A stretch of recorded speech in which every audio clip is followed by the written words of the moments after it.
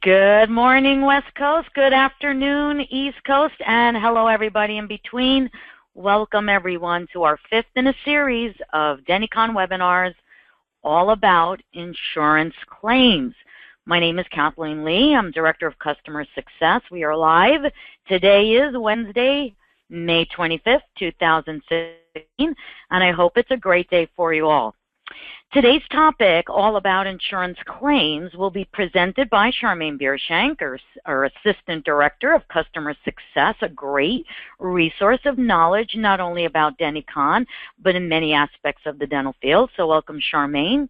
And as you may know, the webinar format is a 45-minute presentation of the topic with 15 minutes of Q&A. After the webinar, a recording will be sent to you all. So you don't have to send us email and ask us to send it to you. It's going to be sent to you directly. You can replay it, you can review it, and it will be posted in the help portal as well for easy reference for any of your team members. So all they have to do is go to help portal, and in the left-hand side, they'll be able to see under videos the webinars. So we have about 103 attendees today, so it's a great turnout. And therefore note that you'll all be on mute. But you can ask questions in the question or chat section on your lower right-hand side. You can play around with that. So if we don't happen to get to your questions today, please do submit a ticket in the help portal, and we'll be happy to reach out to you directly. So thank you for your patience during this little bit of a service announcement. On to talking a little bit about today's topic, the submitting and tracking of insurance claims. It's an important part of revenue for dental offices, of course, accepting insurance assignment of benefits, otherwise known as insurance payments, and even for those offices that don't accept the assignment of benefits, right? To be able to make sure that you're sending out the claim on behalf of your patient since they paid you in full is important. So Denticon has a lot of great features to help you generate claims, including pre-auths, and tracking these claims to make sure you get paid on a timely basis. So without further ado, on to the topic of all about insurance claims. Thank you. Go for it, Charmaine. Hi, everyone. Yes, this is Charmaine Biershank, and we're so glad that you're a part of the session. We hope that these are beneficial for you and your offices. This is now our fifth one, and we're very excited that you're here. So let's, without further ado, just get started. We want to launch, first of all, a real quick little poll asking everyone to weigh in, letting us know who's attending the session, letting us understand who is with us, what kind of organization you may be, letting us be more proactive to assist you in your operations throughout your days and lives with Denticon. We like to know who we're talking with, who is attending our sessions, making them more meaningful for you, helping us to assist you much better. Fantastic. It looks like things have slowed down. Great and wonderful. A couple of people are kind of digging in, so we'll just let that happen just for a few minutes because it looks like there is still some activity going on there. What we want to do, as Kathleen and the topic indicates, is to make sure that your experience with your claims is better, making sure that things are working well for you. Well, it does look like things have slowed down on that poll, so let's go ahead and share that information with you, letting everyone know there's what the results of our poll are. So we're almost neck and neck about a single location versus a multi-location practice. So we welcome everyone to our sessions and be able to give you some great, wonderful information. As Kathleen indicated, all the topics that we talk about in all of our webinars is covered in the help portal. Great wealth of information right there in the portal to assist you right at your fingertips, always on every time that you launch into Denticon. All right, so the big question of the day, the topic for this session today is, how can I make my claims experience much better in my dental practice? So that's what we're going to focus on. We're not going to belabor too many things in the session about past topics. Those topics from our past webinars can, of course, always be retrieved right within the help portal in the video section. So we do encourage you to dig around a bit in the help portal about that to be able to see those things in there. So the key really quickly is that, first of all, insurance plans must be set up absolutely accurate and true, to make sure that they are correct, make sure that all the details in the insurance plans are good, make sure the fee schedules are correctly entered and attached in the proper way. Also, that the patient's association to the insurance plan is entered, is accurate, is true. Like, let's just pull up a patient record real quick that we have just to highlight that real quick information right now. This patient does not have any dental insurance attached. And then we also have some other patients that we'll be playing along with throughout the day. Right here, our patient record has a insurance plan right there with MetLife.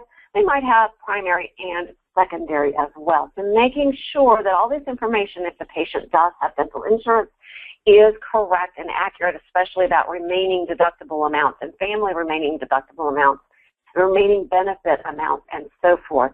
And our dear friends with ZBS are here with us today. We want to remind you that they're always available, ready to help you with your plan research, plan entry, assigning things to the patient as far as the plan itself, making sure your fee schedules are entered as well, and all that. So we've covered those topics quite extensively in the past webinars. We encourage you to look at those past webinars if you were not a part of those, or even if you were, to go and review those as well.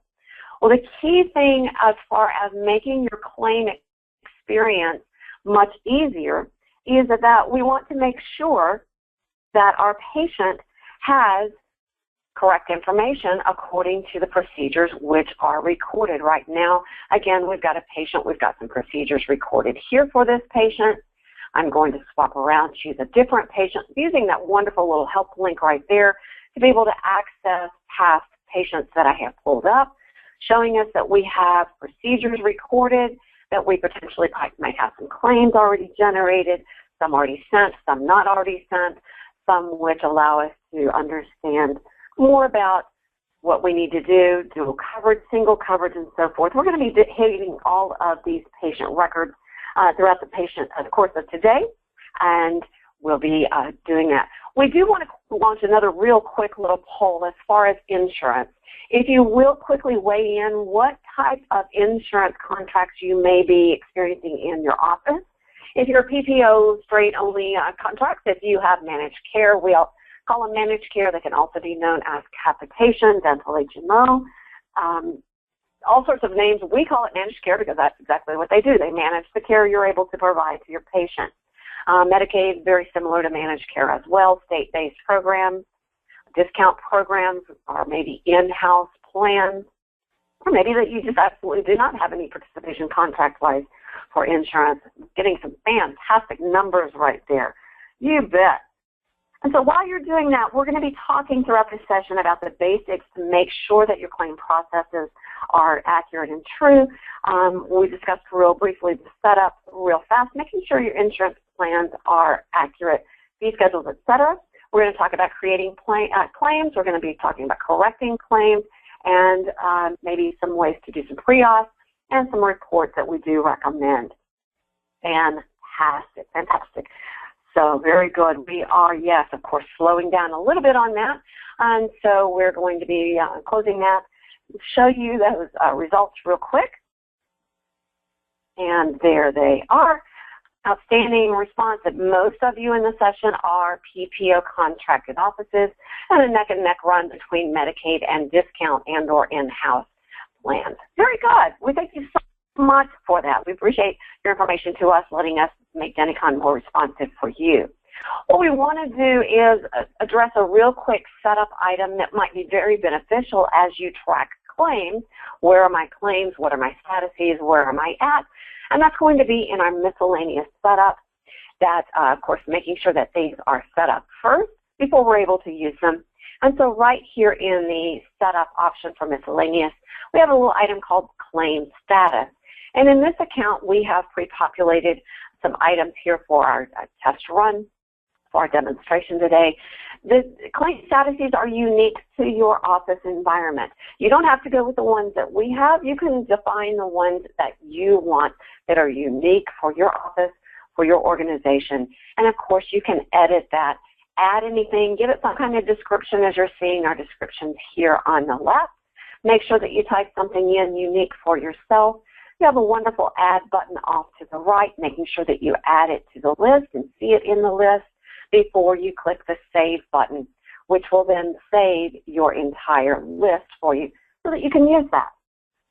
So we're going to see this in action in a few moments in our claims, but again, making sure that you set that up if you desire to use that feature.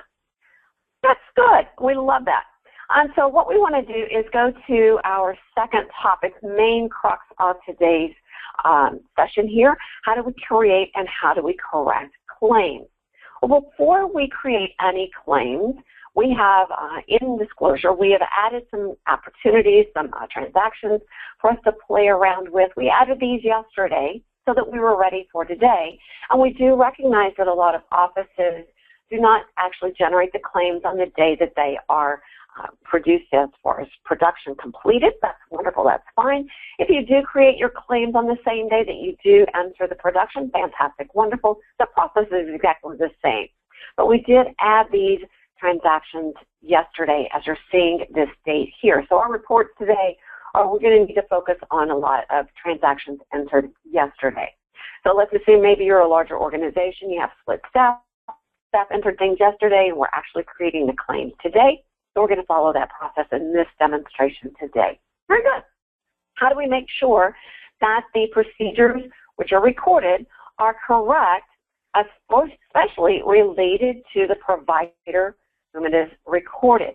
And so we want to make sure that, first of all, everything is entered. Number two, that it is for the right provider. And we love this report right here, Daily Journal by Provider, a detailed report letting us see everything that was recorded production-wise. So I'm going to remove the ability to see the payments and adjustments on the report. I'm just focused. I want to know all the procedures which were completed and entered in the patient records on my particular day yesterday, changing my dates to yesterday.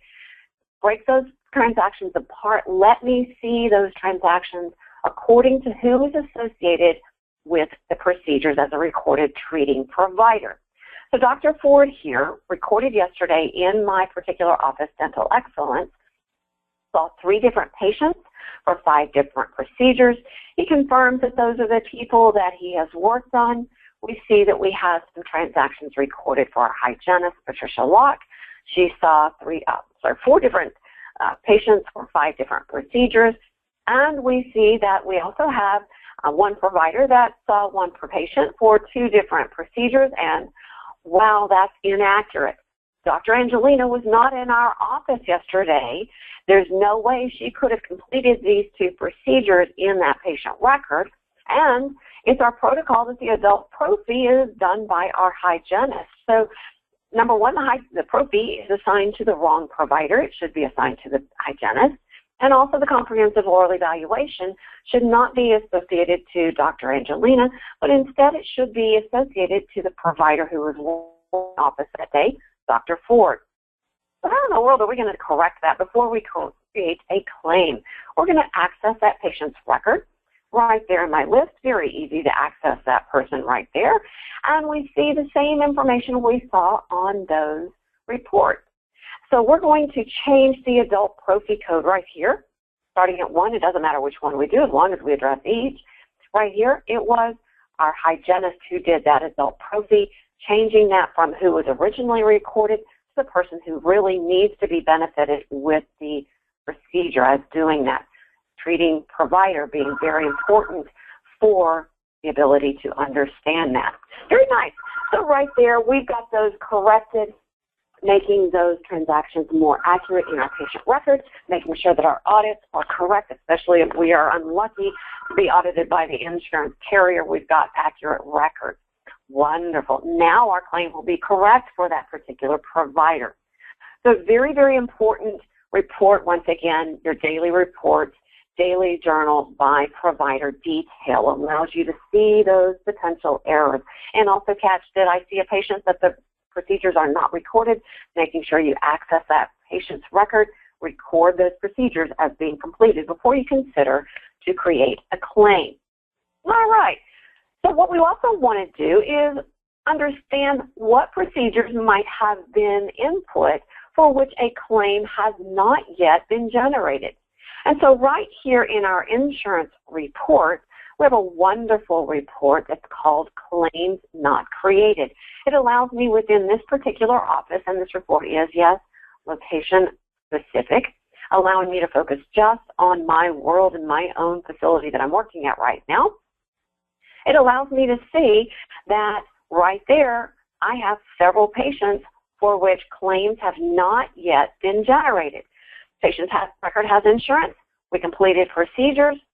Procedures are billable. We just have not yet created a claim. And so on here, I'm also able to review those procedures just to make sure that those are accurate before I create a claim. So once again, if we do need to review a patient record, we can always see if we can pull that patient record up.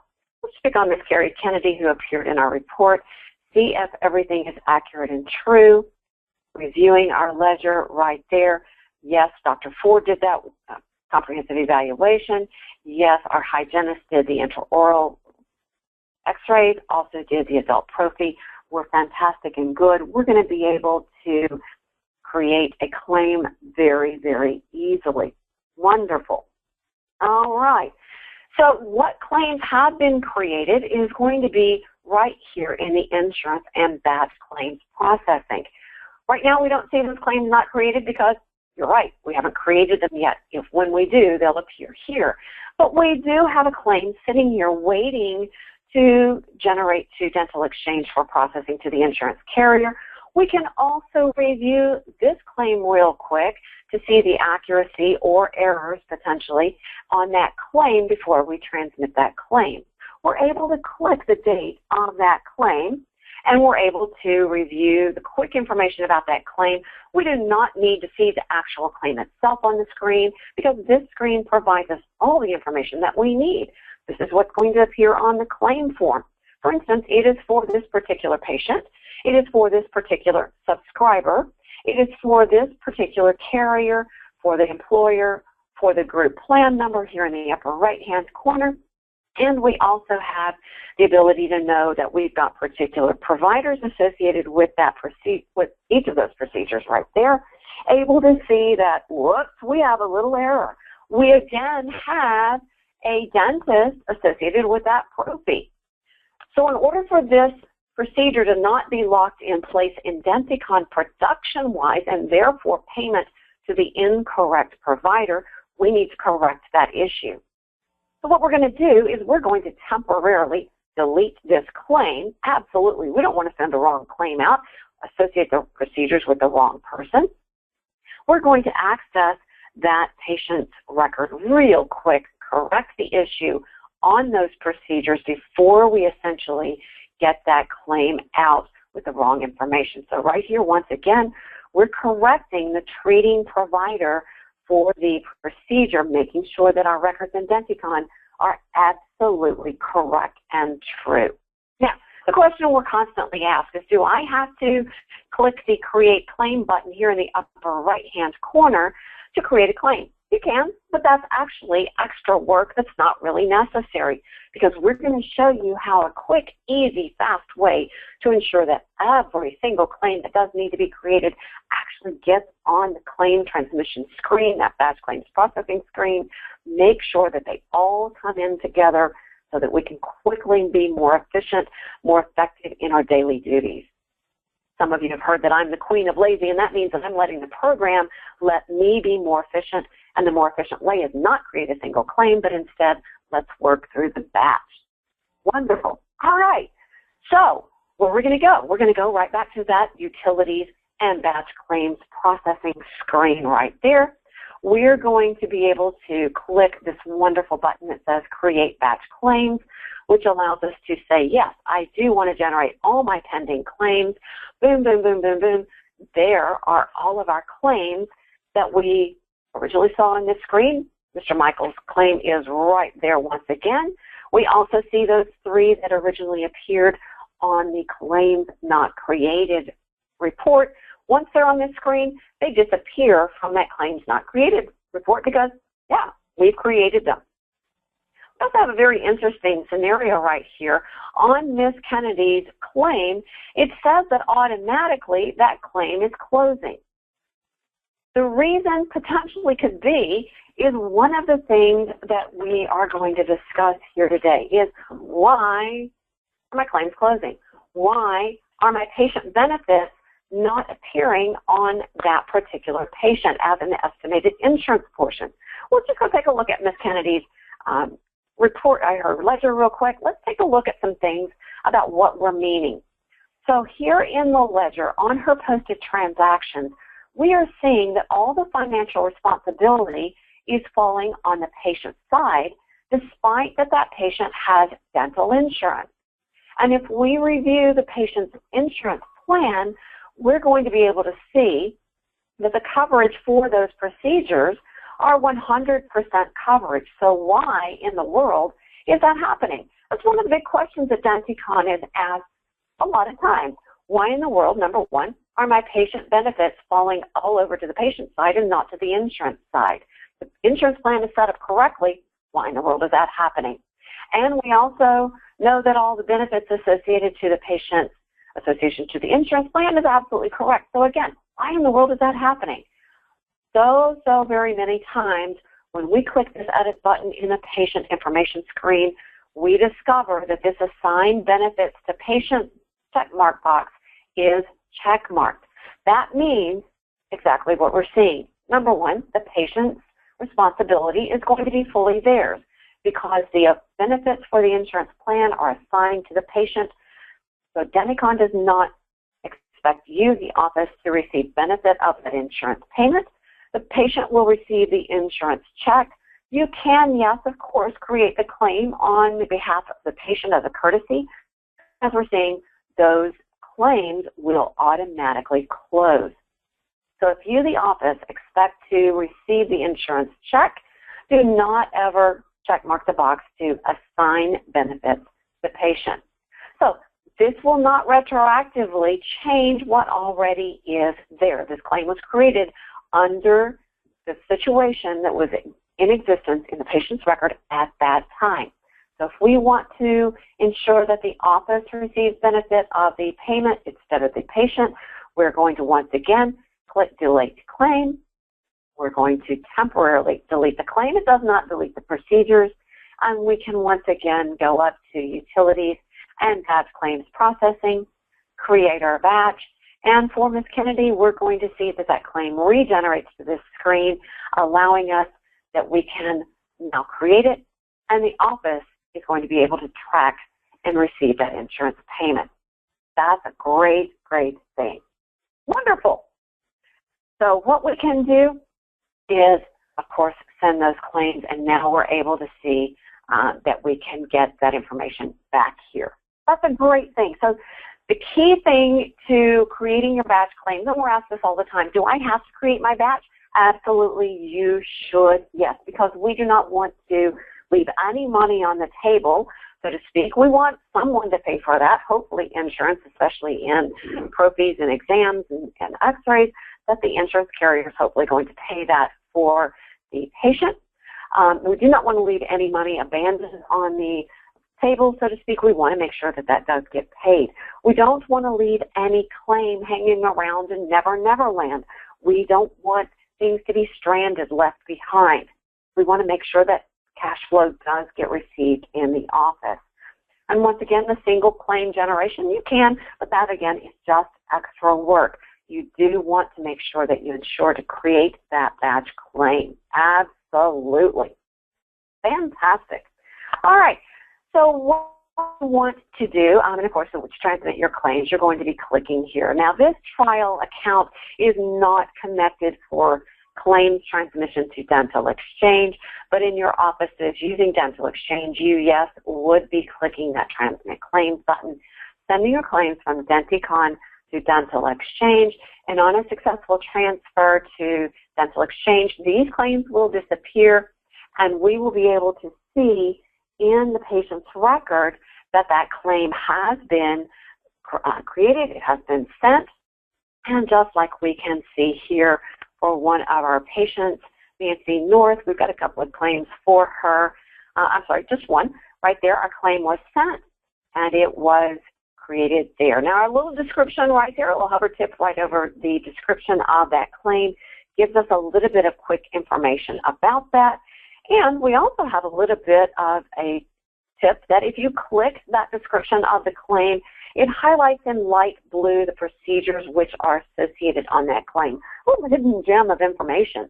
And it's also going to highlight the payment when you do make an insurance payment. We covered that in a past webinar, so we encourage you once again to look at those past webinars. We also have a wonderful little note right there. That's where our claim status that we discussed at the start of the session, where that's coming into play. This claim has a claim in process review status. How in the world did I get that to appear? What we're going to do is click right here on a claim, and down at the bottom we're seeing exactly that same information right here, and we also see it in our notes. If I want to update the status to something different, I'm going to click the Update Status button. It allows me to select from our pre-entered statuses. Right now, the carrier is telling me they do not have that claim on file, so I'm going to update my status. Click there, and it updates my screen showing me the information that I have provided, and I can click Save. At that point, I can recreate that e-claim to send to my insurance carrier to have them adjudicate that claim if I desire. Perfect, wonderful, fantastic. If I do that, that once again does, yes, appear in my claims batch screen, letting me see that I'm recreating that e-claim so that I can electronically submit that to my carrier, MetLife in this case, allowing them to consider my claim. Wonderful way to be able to process that really very quickly. Wonderful. We love that. All right. So we want to consider also that we have some claims that we need to follow up with. And so what we want to do is generate a real quick report. Once again, it's in reports. This kind, it's an insurance-based report because, yes, our claims are insurance-related. And so what this allows me to do is understand my outstanding claim. And so what we've got here is the ability to print and preview. There right now are my only claims, which I have actually generated successfully out of Denticon. One carrier for one patient, 2 different claims. Wonderful, fantastic. And so what we're going to be able to do is look at that. What I can do is, once again, just access my patient's record. She's not in my list. I can go right there to my patient record and get that really, really quickly. So right here in my patient ledger, past claims, past transactions, I'm going to isolate that full family account ledger showing Ben and Ima. I want to isolate that just down to my one patient, to Miss Ima. And there are my 2 claims that I saw. Fantastic. Wow. I'm going to realize somewhere along the way I made a huge mistake, that this comprehensive evaluation was not done by that provider. I've already created a claim and it's not correct. I need to consider to correct that for accuracy. The provider, the insurance claim already has this claim in process. They're not really so much concerned about who the provider of record on the claim is, but our records for payment in Denticon actually are. What we're going to want to do is we're going to click the date of that claim. We're going to be able to temporarily close that claim, maybe make a note, closing claim submitted with wrong provider.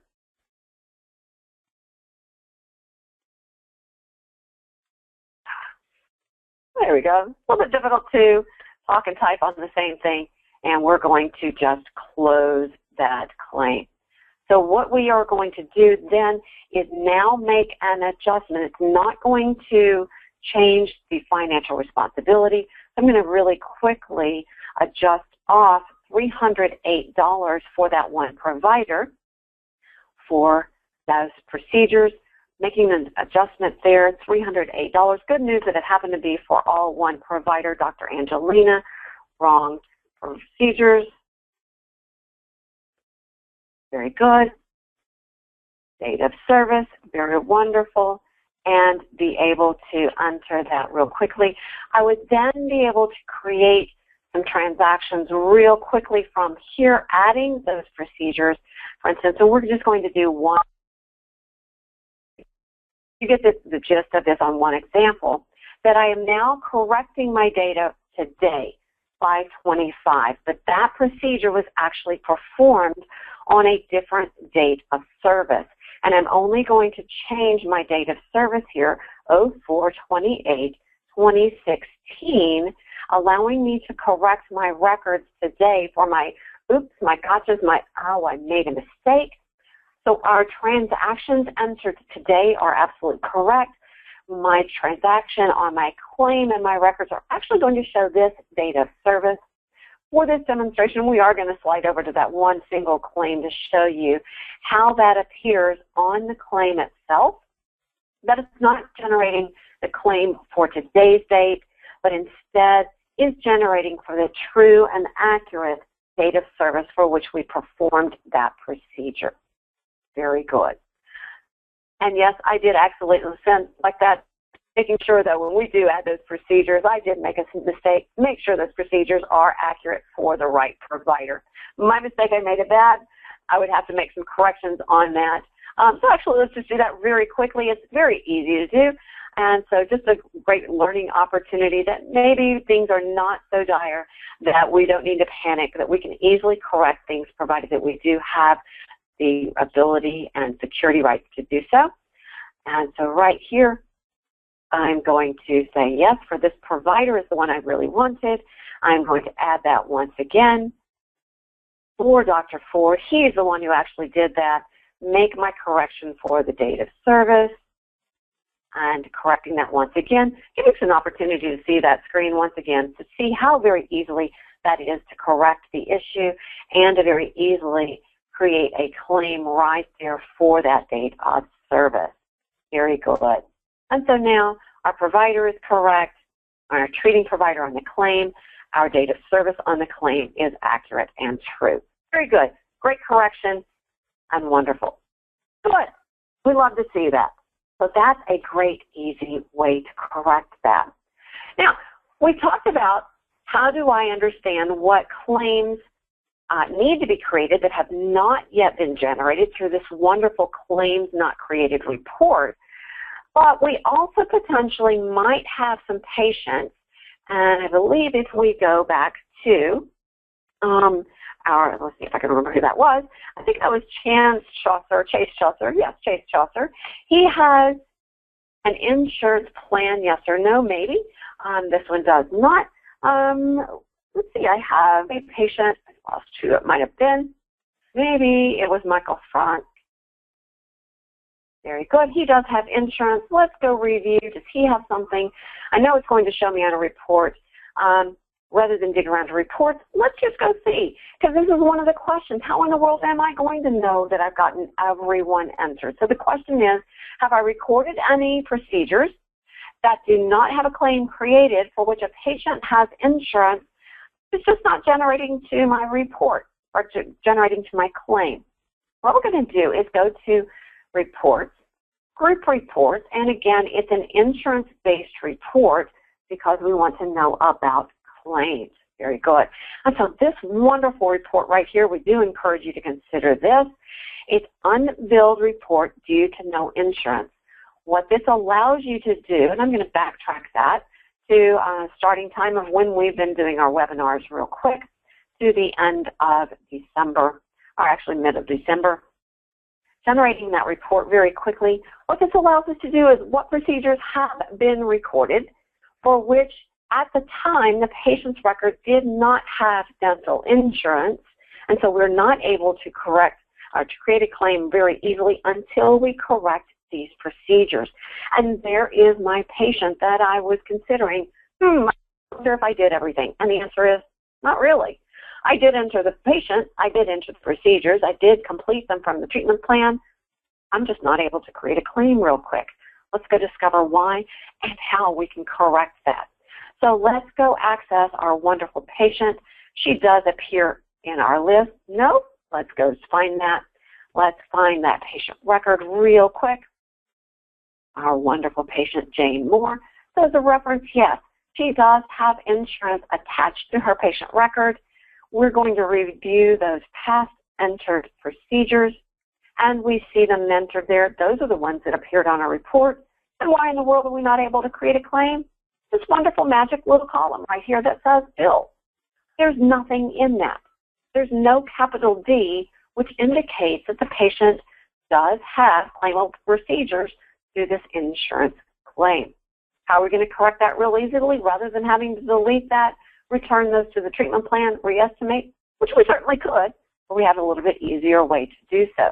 The consideration is, do we need to charge exactly this same amount, which is appearing in our ledger? If the case is yes, our quick function to be able to do that is we're going to, again, click that magic, wonderful hyperlink of that transaction date right there. We're going to click this advanced button, a little hidden gem of a button, and it opens up the opportunity to, as you see in the header, to change the billing order. Right now, as our ledger says, that billing order for that procedure is not claimable to insurance. If I change that to say, yes, I want to create a dental claim, I'm now changing that billing order from none to dental. I'm changing that, watching my little pop-up. Is that exactly what I really want to do? Absolutely, positively, yes. It does exactly what I ask it to do, reestimate that insurance amount, click the save. Perfect. And now that one procedure is claimable for an insurance claim form and does exactly what I said yes to do, recalculate the insurance. Let's do that once again for another one. Just to get you handy, just to get you understanding where that is, click the date, click the advanced button, click the billing order, change that to dental, confirm that's what you wish, click save, and now we have a claimable procedure for our intraoral FMX series. Let's do that for our final procedure so that we can claim that also to the dental insurance claim form, clicking there as well. Very good. So now these three procedures would be eligible to create a claim into our batch claims processing right there. Perfect. Wonderful. We are up to speed. We're able to get a claim payment for Ms. Moore's claim procedures. Wonderful. Good way to clean up that list. Make sure we get every procedure that we're supposed to get a claim created. Make sure we get that to our screen for transmission from Denticon to Dental Exchange. Wonderful. Those are great reports to be able to do that. All right. So we talked about creating our claims, talked about how to correct the posted procedures for the correct provider before we create a claim. We also have talked about how we can recorrect something before we actually get that claim sent out from Denticon, where we have just created it but not yet completed it. We talked in a previous session. We're not going to belabor the point today because, again, we do have a wonderful recorded webinar for how do you correct the provider after the claim procedures are posted, after the claim is created, after the claim has actually been paid. And so, once again, we're not going to belabor the point today in this, but just as a quick reminder, we do have the ability after the fact, after everything is said and done, that you would be doing a transfer charges from, a transfer charges to, a transfer payment from, and a transfer payment to, because the procedures were posted to the wrong provider, therefore the claim was generated for the wrong provider, and the adjustments were necessary to provide the proper allocation production-wise and payment-wise to the correct provider. So review our past webinars for that information about how to correct that issue. Fantastic. We're good. So lots of great ways to correct the issue right there in Denticon, making sure that things are good. Wonderful. So we also want to talk about how are we able to quickly generate a secondary claim for someone. We're right here on that patient record. I'm a Bright. could have accessed her patient record in all sorts of ways, of course, right there. So she has a few claims. Let's just review that once again, looking at that ledger, but isolating it down to the patient's ledger right there. And we see several claims for her. We see one that is claimable and payable, only expected from one dental insurance plan. And we also see that there is a dual coverage. All right. So what I want to do is make a payment for that insurance claim. We're getting payment for that Resend composite on tooth number 11 right there on our patient screen. We're going to see right here that this is dual coverage. I'm going to say that my carrier paid me $85 for that procedure. And yes, it's greater than the remaining amount. We talked about that in a past transaction. Whoops, it didn't because I told it no. Watching those pop-ups again to make sure that we answer correctly according to what our information is asking us. Record my check number right there. Click apply. Since this procedure is claimable to two different insurance carriers, we're going to be able to make that happen. Yes, I want to apply my $85 to that claim, and it prompts me here on the screen that the secondary claim has been added to the batch. Do I want to print that in a hard copy? I'm going to do myself a favor. I'm going to say no. I want to electronically send that. So I am not going to actually print that as a paper copy, for which I have to submit on my own through the mail. That claim is automatically showing me in my batch claims processing right here that that secondary claim was created upon my hand. Wonderful. That's great. But now what happens if we have a patient who has only primary insurance recorded for the procedure but might have secondary coverage on the patient's record? So right here, if I add after the fact that I have perhaps a Delta Dental plan on my patient's record, we'll just pick this one for him, telling us that this is all the things that we need. Clicking that. This will not retroactively change anything that's already recorded, most especially if my claim has already been generated, if my claim has already been sent, and we'll just pretend that it has by clicking our direct print option right there. Pretending that's already gone, I am not going to be able to generate a secondary claim or be prompted that a secondary claim should be generated for my patient if that is what the case is. So once again, I'm recording my insurance payment for that patient. When I click apply, this being only a single payment expected from a single carrier, no prompt for that secondary claim because, once again, that claim was created under a single claim premise assumption. For that particular situation, we're going to generate a paper claim right down here to our a blank claim insurance form right there, prompting us as a default, generating that default one. Yes, I want to do myself a favor to be able to generate a claim for my patient records, finding my patient, J. Jones.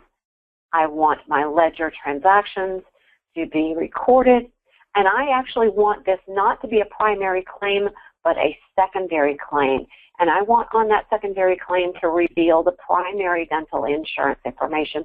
So swapping those two will allow me to be able to create a claim.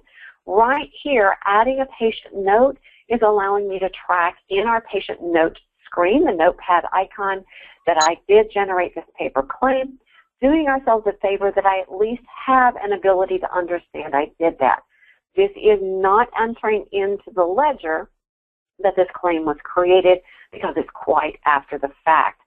This allows me to see in my patient note screen, yes, that blank insurance form was created on a particular date and time, but once again, in my ledger, because it's quite after the fact under a completely different insurance scenario, that I do not have a claim payment opportunity on here, a claim tracking opportunity for here, and therefore my secondary payment would be going to my patient's responsibility, because everything once that claim was paid and closed, that my patient's responsibility becomes that for the procedure. So my check will be going to the previous balance so that we can record an additional payment. Maybe we were able to get $28 out of the insurance carrier. They didn't pay very much, but at least they paid a little bit for whatever date of service. I don't really remember what that was, but we can record that there. Click apply. Very good. And so now our patient's ledger is allowing us to see that there's a reduction in the overall account balance for our additional payment, and right there it is. So that is our way to do a claim after the fact. I like that. That's a great way to catch up on things, be able to pay the insurance check even quite after the fact because we were allowed to do so. Wonderful opportunity. Perfect and wonderful. Lots of great things. We also do have quite a few questions as far as when you create your claims. Let's just return to our batch claims processing screen. Let's just go take a look at any one of those claims. Let's go look at Ms. Samantha Smith right there. Right here, our claim is generating for a particular one provider as far as the treating provider is concerned in Denticon.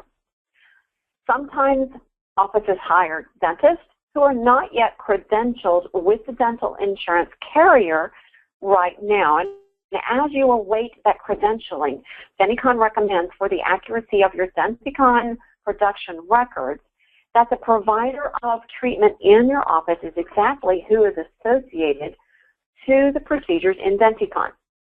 What you can discuss with Dental Exchange is that this particular provider is not yet credentialed, but another person is. For instance, Dr. Ford in my office is credentialed.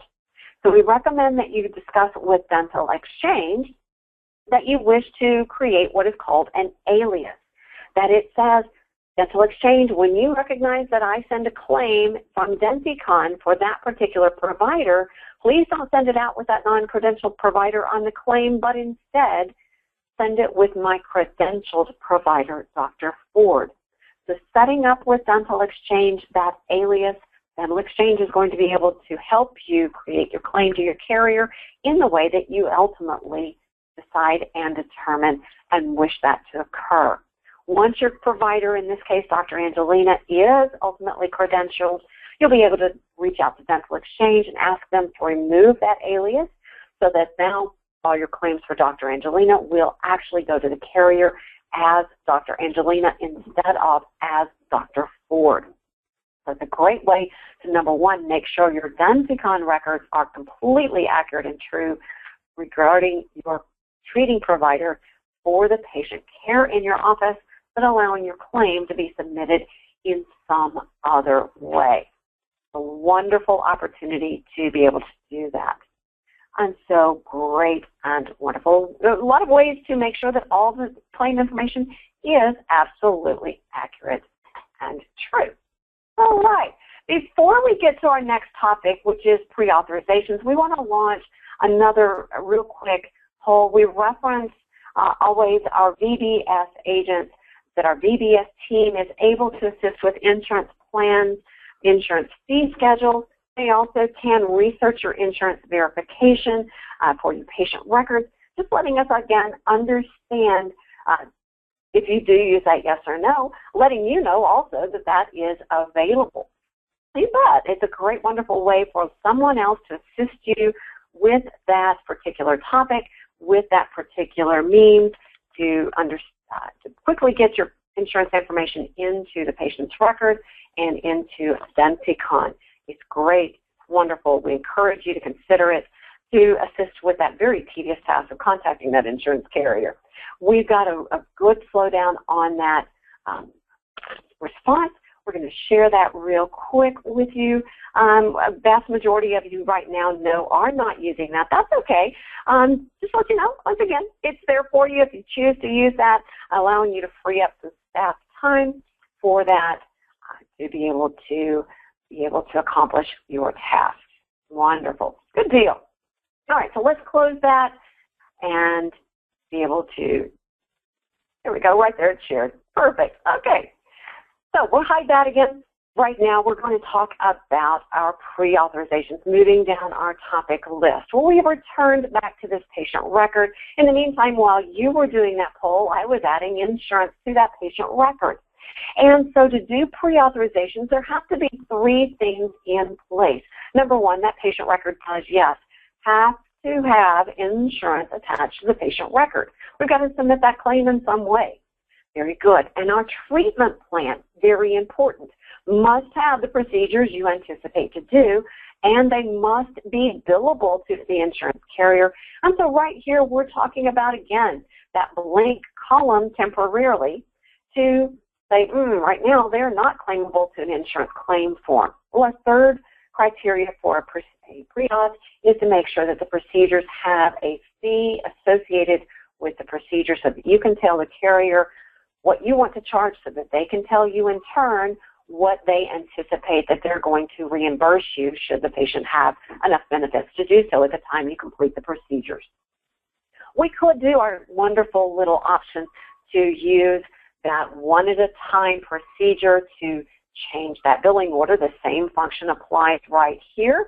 I'll do one of those, and then we're going to show you a much easier, faster, quicker way to do them all at once. The magic button that Denticon always recommends, the most powerful button in the program, the most important button residing only right here. It's that fantastic reestimate button. I don't have to worry about selecting anything. I'm just going to click reestimate. I'm going to tell it that it's treatment plan 1, which corresponds to this PID column. And regardless of how many phases I have, regardless of how many procedures I have in that treatment plan, I'm going to let it just do everything by leaving that phase field blank. I want to use any new fees that I should. I want to use, yes, a new billing order. Change them from not being dental insurance billable to, yes, creating a D or even 2 capital Ds if a patient has dual coverage. Yes, I want to continue with that process. Boom, boom, boom. Here you are. Much easier, faster way to be able to create that wonderful information. Right now, what I want to do is consider what do I want to check mark. Well, in this case, I only have 3 procedures. I want to claim all of those on a pre-auth. I'm going to do myself a wonderful lazy mechanism. Check mark that box in the gray header bar, and it check marks every single one of them. If I only wanted to select a few, of course, just check mark the ones I desire. I want to click that wonderful pre-auth button right there. And yes, I want to create that pre-authorization. And so, number 1, my patient record has insurance. Yes, I have treatment plans, billable procedures. They all have a fee. And I can, again, click that save button and save that to my electronic batch. Fantastic. And it tells me that a pre-auth has to the insurance carrier. And so if I look at that batch claims processing screen as I review my claims before I send them out to Dental Exchange, I see that I have a pre-auth sitting here. And rather than having to find it in the description, I can also take a real quick peek over here to the right in my pre-auth question mark column and find the yeses to know which ones those are. So a couple of different ways to know if there's something I might need to take a look at to tell the insurance carrier something on my claim. And what it is what I want is, do I need to provide some kind of narrative or some kind of information on my claim other than my procedures? And so if I do, I'm going to click this Claim Fill Out Information button right here at the top of the screen. This applies to both pre-authorizations and also live completed procedures. And I can write any sort of narrative. And right here, I'm just going to say maybe x-rays provided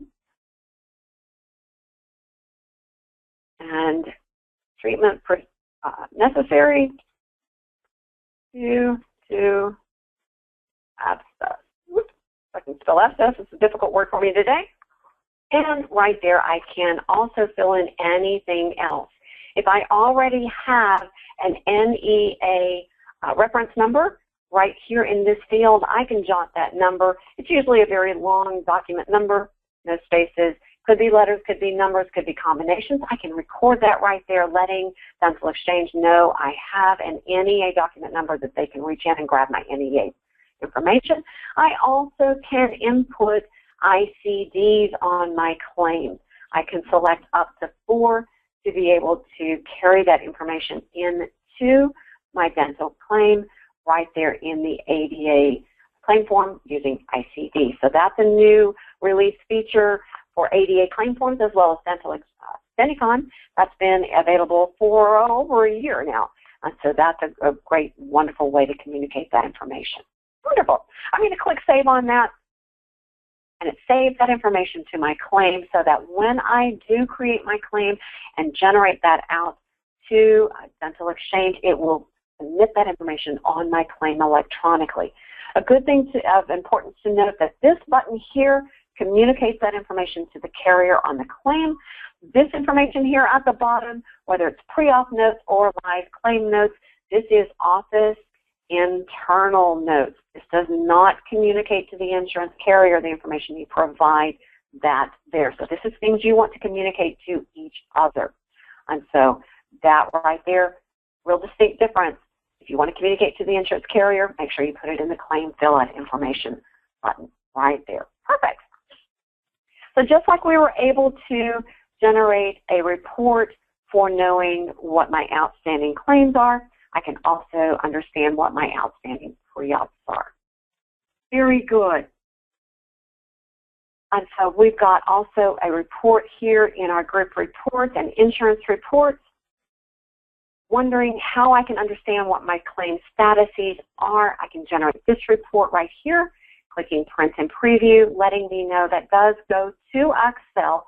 So it's going to allow me to go to Excel on that command and be able to see that claim information. So right there, if I slide that Excel report over to the right, here is my claim note if I had written anything in my claim statuses. Very good. All right. Wonderful, wonderful, wonderful. So we're going to kick out of that, return into Denticon right there. All right. So just a real quick reference, we want to let you know that the common mistakes that we see are that the plan, the fee schedule, and the patient's association to the plan are not correct.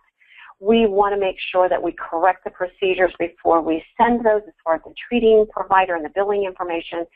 And just like our dear friends in the firefighting world teach our children in our elementary schools to stop, drop, and roll if their clothes catch on fire, we want to change that in Denticon to say that we want to stop, look, and fix. We want to correct things before they get out of Denticon. So keeping that in mind, keeping things right there on Denticon, that they are accurate and true, and that we are good. Well, Kathleen, we've reached the end of our topic list that we wanted to cover.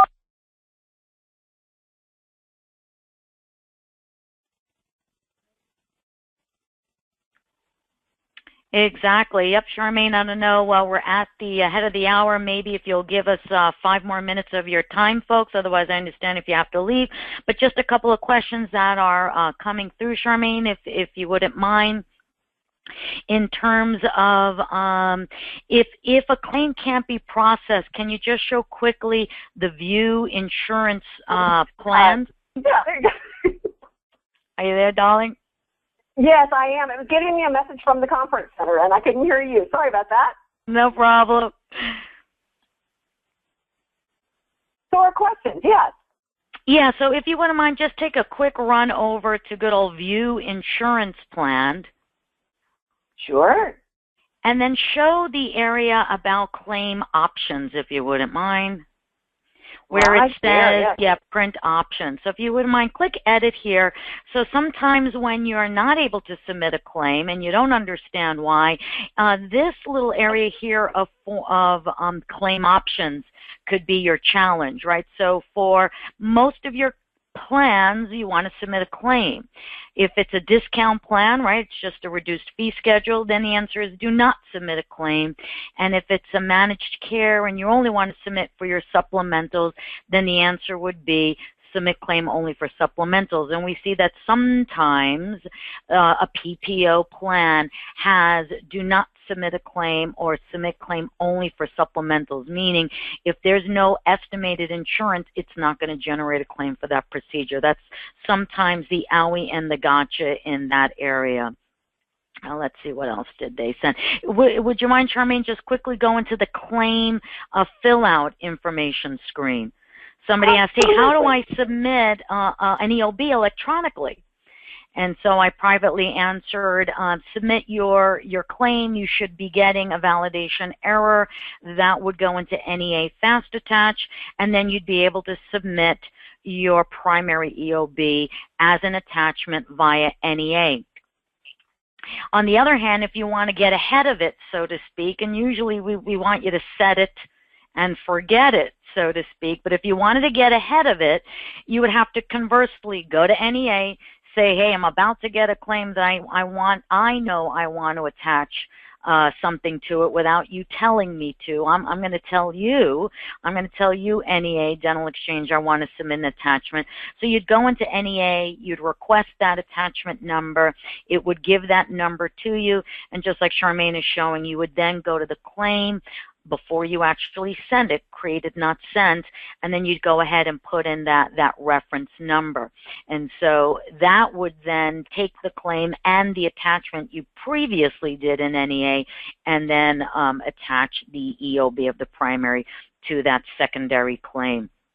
Okay, third thing is, if you wouldn't mind, Charmaine, I don't think you're going to have any. You might want to delete a couple of things out of your batch, but the report that shows claims not created, right? So I think in a lot of other software programs, the program doesn't decide for you or assume for you what claims should get created. I think in a lot of other programs, you decide what you want to generate a claim for. So in Denticon, the theory is if you have a patient, check. If that patient has insurance, check. And if services are being rendered, check. We assume you must want to generate a claim for that patient, and that's why we ask you to batch your claim. So this way you don't mistakenly not generate a claim for somebody you want to. So you showed one report, and the nuance of that report is very kind of slight. So this report that Charmaine is bringing up, reports, insurance reports, claims not created, shows you all claims that if you were to click batch claims, these would be the patient's claims that would show up on that screen because they met all of the criterion. Patient, services rendered, but insurance was attached first, then the services rendered, but you never did generate a claim.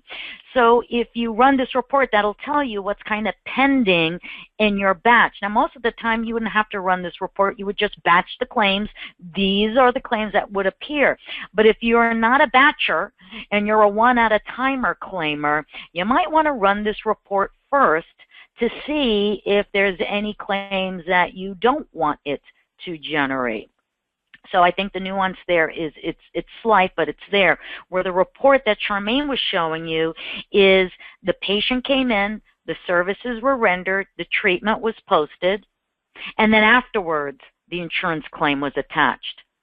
And so that report lets you know, did we actually want to generate a claim for those services or not? Because maybe yesterday they didn't have insurance coverage and today they do. That usually helps us with our newly onboarded offices that are not very good at or astute just yet at attaching the insurance before treatment gets posted. So those are the little nuances of those two different reports. And then the last question is, if you wouldn't mind, Charmaine, go back to a patient, click on the carrier instead from a patient information screen.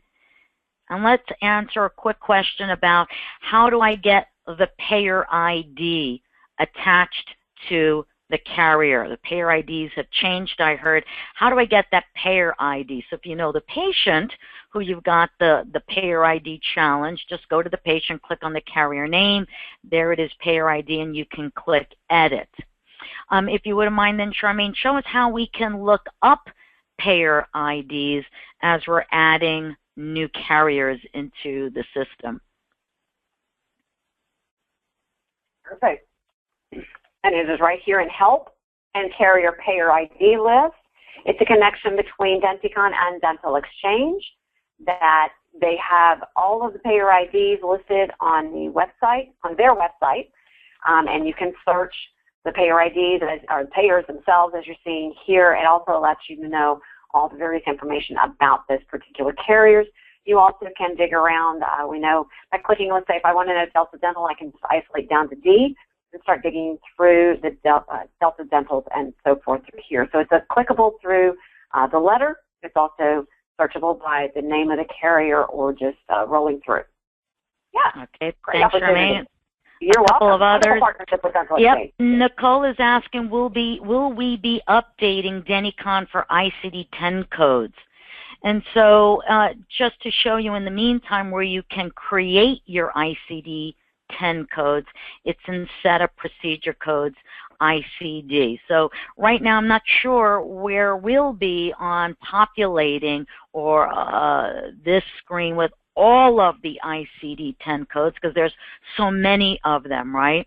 So usually we would suggest, based on the treatment that you rendered and the doctor's diagnosis that he or she most often uses, populate this with the ICD-10 codes that you'll be using. So, you know, I always live in the here and the now. Well, in the meantime, what do we do? So at least for you, my lovely Nicole, I'm waving to you virtually. That's where you would set it up. Will we be pre-populating Denticon with ICD-10 codes? Don't know, but that might be more than you might even want to have to deal with. Stacy Haynes asks, is there a way to get a D in all charges on the ledger at one time? And the answer is yes, as long as you, A, got a patient, B, patient has insurance attached to them, and then you C, post the procedures. They'll all end up with a D. If you go, yeah, but we made the mistake and we didn't do it that way, then what you could do is delete all of the stuff off of the ledger, reestimate the treatment plan, and that will put in all of the Ds into the treatment plan so you can then post those procedures and include the D, the dental insurance D, so you don't have to do it one at a time. But once you submitted or posted the procedures and you didn't have insurance attached and you're on the ledger, no, there's no way to get the Ds on there without having to click on each one and go to the advanced. Unless you delete everything, treatment plan, reestimate, those procedures will be back in the treatment plan. I got a question about getting denials from medical insurances stating that the CMS 1500 is not read. Charmaine, a quick pop over to the forms that offices might have to use when they are doing claims. So if you look up a medical plan for me, we'll show you, Margarita, how to choose the red form, the pre-printed, as we call it, the pre-printed form, so you can get that going. And I answered another gentle lady's question, Jolene, privately, that you'll actually be able to submit your claims electronically. So submit a ticket, say, hey, I want to submit my medical claims electronically, and we'll hook you up. But in the meantime, Charmaine is showing you here in the View Insurance Plan screen, form to print. The pre-printed form is your red form.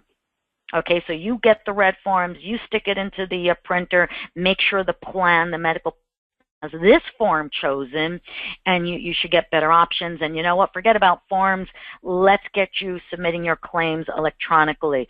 Laura Meyer says, hey, what if you go back and have to recreate a claim from a past history?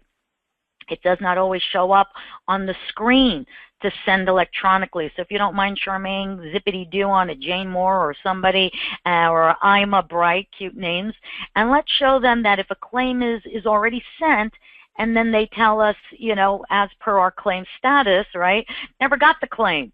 Well, gee, that's weird. So how do we resend a claim already submitted electronically? So she's going to the ledger. She then is going to click first pretend. Of all, let's assume that we're going to pretend. Yeah, you bet. We only play you. We only play you on television. This is not live. And to recreate that, we click the date, and we just click this wonderful Recreate E-Claim button. And once again, number one, that will show us right here in our screen, right there for Ms. Moore, that it's recreated, and it also shows you in your ledger for that patient that was recreated. Yep. Do me one more favor, Charmaine, if you wouldn't mind. Let's go back to Jane, view her insurance plan. Let's show you one other thing in that view insurance plan. So there's a lot chock full of information. I don't know if anybody's old enough to remember chock full of coffee. But anyway, chock full of information in this edit plan screen. So make sure that the carrier that is part of this plan is defined to submit a claim electronically. So I don't know if you can tell from here, maybe we have to click on the carrier link instead. So between view insurance plan link and the carrier link, make sure that that carrier was predefined as an e-claimer. And by the way, there should be no reason why you really shouldn't be submitting, 99.99% of all your claims electronically. Even if it's a union, it's a little organization that doesn't accept claims electronically, you can still e-claim it to Dental Exchange and then let Dental Exchange print the claim and mail it. So a lot of people didn't realize that even though a carrier may not accept electronic claims, that you can still submit them electronically, and then Dental Exchange, believe it or not, will know that the carrier is not part of the electronic claim, organization, and will know to print the claim instead. And that's great, because I feel that then Dental Exchange could be another resource for you when the carrier says, I never got the claim. So consider that. Everything should be e-claimed. Let Dental Exchange figure it out. Is there a way to change group insurance plan on a claim already generated and sent? No. So the owie and the gotcha is there. If she told me that she had Delta Group number 1, and now they tell me, oh, shoot, actually, it was really MetLife Group number 2, no. Once you submitted the claim to Delta and you got the denial, you can't make that claim now MetLife. So you'd have to, A, attach MetLife to the patient, B, do what Charmaine said, adjust off or adjust on, and then create the claim with the procedures again for today, and changing the data service. So it'll be the correct data service for the correct carrier. And so same thing. So Stacy already assumed I was going to say that. And then she says, can you fix the original generated claims if we find out the plan changed after the fact without deleting the original claim? So again, the theory would be you want transparency. If you thought they had Delta, and they told you they had Delta, and you submitted to Delta, and it went to Delta, and Delta said, who the heck is Stacy? Then that's a good thing. And now you can then put in MetLife, and then submit a new claim, a clean claim, a corrected claim to MetLife. But you would then have to adjust off the production, right, with the estimates, because maybe MetLife's fee schedule is different than the Delta fee schedule. So it's not always about what's quickest, fastest, easiest. Accounting-wise, we need to be correct, and estimation-wise, we need to be correct, and audit history-wise, we need to be correct. So in that case, you would do what Charmaine showed you before, attach MetLife, and then go ahead and put in the exam, cleaning, and x-rays, use today's date, change the date of service to the correct data service, and that would appear on the claim. Alrighty, folks. Well, thank you so much for staying with us this extra 15 minutes. We really appreciate you being here with us on this journey and taking time out of your busy day. I hope you can make all of our future webinars. We'll be having them every 4 to 6 weeks. You'll see the link when you log in. So all you have to do is click and register, and we look forward to seeing you at the next webinar. Thank you so much. Have a great day, everybody.